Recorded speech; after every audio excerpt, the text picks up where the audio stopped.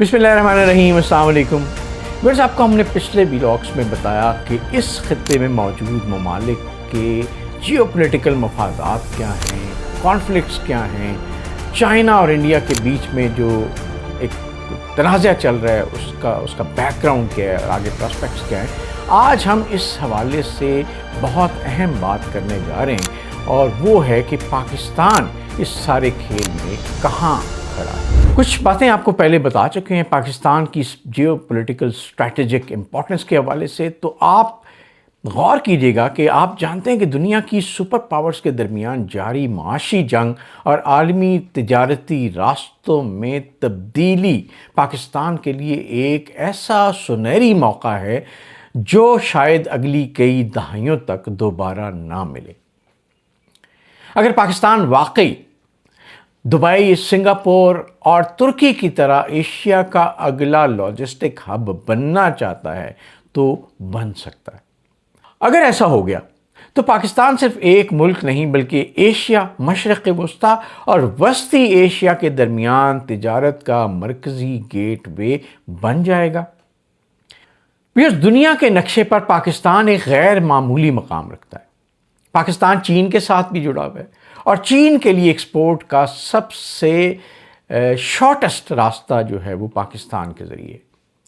ایران اور افغانستان سے بھی جڑا ہے، بحیرہ عرب تک براہ راست رسائی رکھتا ہے، مشرق وسطیٰ کے بہت قریب ہے اور سب سے اہم بات یہ کہ وسطی ایشیا کی 5 ریاستوں کے لیے سمندر تک مختصر ترین راستہ فراہم کرتا ہے۔ اس لیے کئی بین الاقوامی تجزیہ کار پاکستان کو bridge between South Asia, Central Asia and Middle East قرار دیتے ہیں۔ اب پاکستان کے خفیہ اثاثے کی ہم نے پہلے بات کی تھی، وہ ہے گوادر پورٹ آبنائے ہرمز کے قریب واقع ہے، جہاں سے دنیا کے تقریباً 1/3 تیل کی ترسیل ہوتی۔ یہی وجہ ہے کہ چین نے سی پیک کے تحت تقریباً $62 بلین 62 ارب ڈالر کی سرمایہ کاری کا منصوبہ شروع کیا، جس کا مقصد گوادر کو ایک عالمی تجارتی مرکز بنانا تھا۔ اگر گوادر اپنی مکمل استعداد کے ساتھ کام کرنا شروع کر دے تو مشرق وسطیٰ، افریقہ، وسطی ایشیا اور چین کے مغربی علاقوں کے درمیان تجارت کا ایک نیا راستہ وجود میں آ سکتا ہے۔ اس حوالے سے ایک اور چیز ہے، وہ ہے کراچی اور پورٹ قاسم کے حوالے سے۔ زیادہ تر لوگ صرف گوادر کی بات کرتے ہیں، لیکن حقیقت یہ ہے کہ کراچی پورٹ اور پورٹ قاسم پہلے ہی پاکستان کی 95% یعنی 95% تجارت کو سنبھال رہے ہیں۔ کراچی پورٹ مجموعی طور پر تقریباً 125 ملین ٹن کارگو اور 4.25 ملین کانٹینرز ہینڈل کرنے کی صلاحیت رکھتا ہے۔ پورٹ قاسم ملک کی تقریباً 35% بحری تجارت اور تقریباً 60% درآمدات اور برآمدات کا اہم گیٹ وے ہے۔ دلچسپ بات یہ ویورز کہ پاکستان کی بندرگاہیں اب اپنی مکمل صلاحیت کے تقریباً نصف حصے پہ کام کر رہی ہیں، جس کا مطلب ہے کہ مستقبل میں مزید بڑے پیمانے پہ تجارت کو سنبھالنے کی گنجائش موجود ہے۔ اب 2026 میں ہمیں کیا نظر آتا ہے؟ 2026 میں مشرق وسطیٰ میں کشیدگی، عالمی شپنگ روٹس میں تبدیلی کے باعث پاکستان کی بندرگاہوں پر غیر معمولی سرگرمی دیکھنے میں آئی۔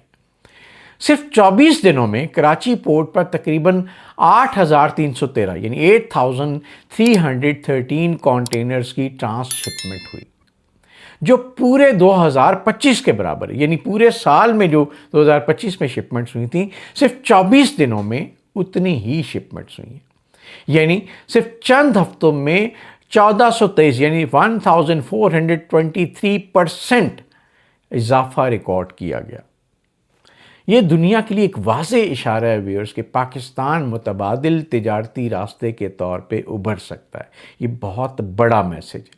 قازقستان، ازبکستان، کرغزستان، تاجکستان اور ترکمانستان جیسے لینڈ لاک ممالک کو سمندر تک رسائی درکار ہے۔ پاکستان ان کے لیے مختصر ترین راستہ فراہم کرتا ہے۔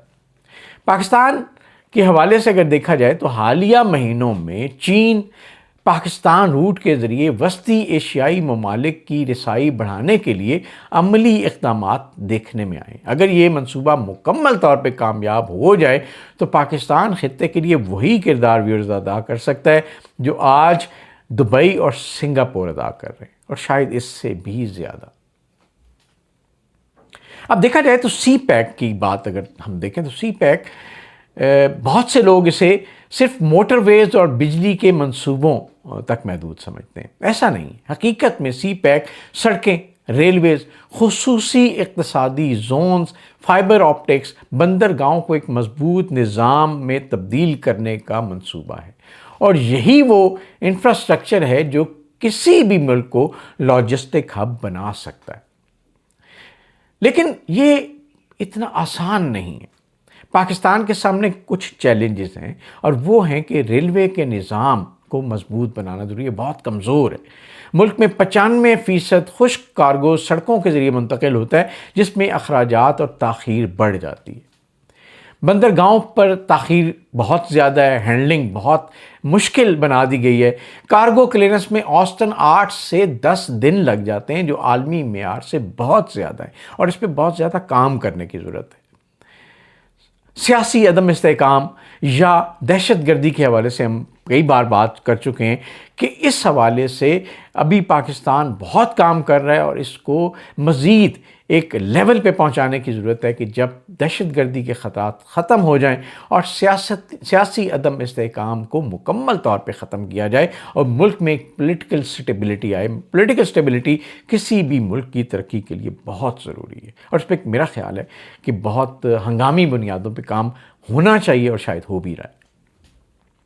سیکیورٹی چیلنجز کی آپ کے سامنے بات کر چکے ہیں کہ افغانستان سے جو دہشت گردی امپورٹ ہو رہی ہے، اور اس حوالے سے جو باقی ممالک کا کردار ہے، اسپیشلی انڈیا کا، اس کو بہت حد تک روکنے کی ضرورت ہے، اور اس پہ بہت زیادہ کام جاری ہے۔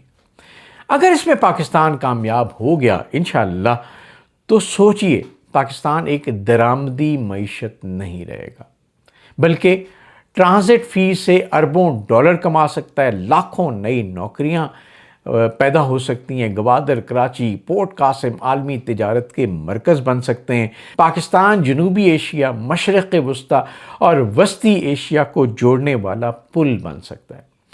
ملکی برآمدات اور صنعتی پیداوار میں نمایاں اضافہ ہو سکتا ہے۔ شاید آنے والے برسوں میں دنیا پاکستان کو صرف ایک ایٹمی طاقت یا جغرافیائی اہمیت رکھنے والے ملک کے طور پہ نہ دیکھے، بلکہ ایک ایسے ملک کے طور پہ دیکھے جو ایشیا، مشرق وسطیٰ اور وسطی ایشیا کی تجارت کا دھڑکتا ہوا دل بن سکتا ہے۔ سوال یہ ہے، کیا پاکستان ایشیا کا اگلا لاجسٹکس ہب بن جائے گا؟ کیا پاکستان اس تاریخی موقع سے فائدہ اٹھا سکے گا؟ آپ کی رائے اس سلسلے میں بہت اہمیت کی حامل ہے، اور اس دعا کے ساتھ کہ اللہ تعالیٰ ہم سب کو اپنے حفظ و امان میں رکھے، اور پاکستان کو اور اس خطے کو ترقی کی منزلوں سے آشنا کرے، روشناس کرے۔ آپ سے ریکویسٹ یہ ہے کہ ولاگ ختم کرنے سے پہلے اس یوٹیوب چینل کو ضرور سبسکرائب کیجیے گا، بیل آئیکن کو پریس کیجیے گا، تاکہ آپ تک ہمارے تجزیے، تبصرے اور ولاگز ٹائملی پہنچتے رہیں۔ آپ کا بہت شکریہ۔